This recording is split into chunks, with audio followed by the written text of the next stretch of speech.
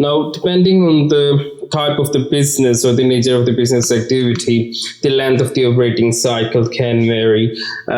It can be a few days to a few months or even a couple of years as well in some cases.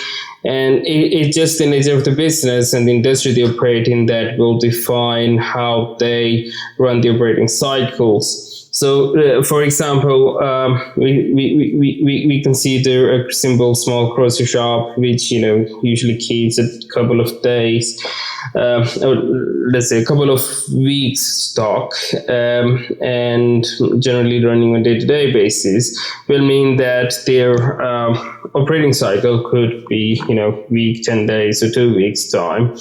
And they generally just run on their stock and inventory runs on maybe bi-weekly basis or weekly basis or 2 weekly basis, really depends. But their general operating cycle will be short, because from the time they spend the cash on their supplies to the time they receive cash back from selling those supplies to the customers, actually they wouldn't have spent a lot of time in between. It may be a few days at max.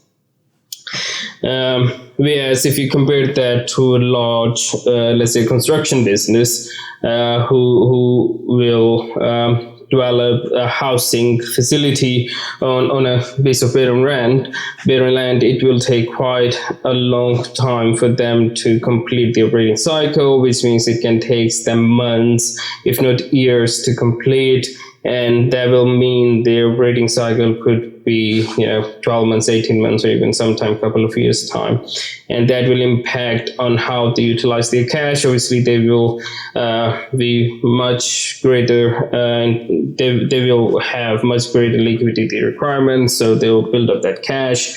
And then as often they progress, they will be charging customer during that period to make sure they can keep getting the cash in. So the operating cycle could be divided into shorter operating cycles, but overall the operating cycle from business activity perspective is much longer as compared to the grocery shop. And now we will relate this operating cycle to the accounting period. So it means sometimes you would be in process of making a supply to a customer or making a purchase from the supplier, and your accounting period starts or ends, and how that impacts on the financial information presented within your accounts.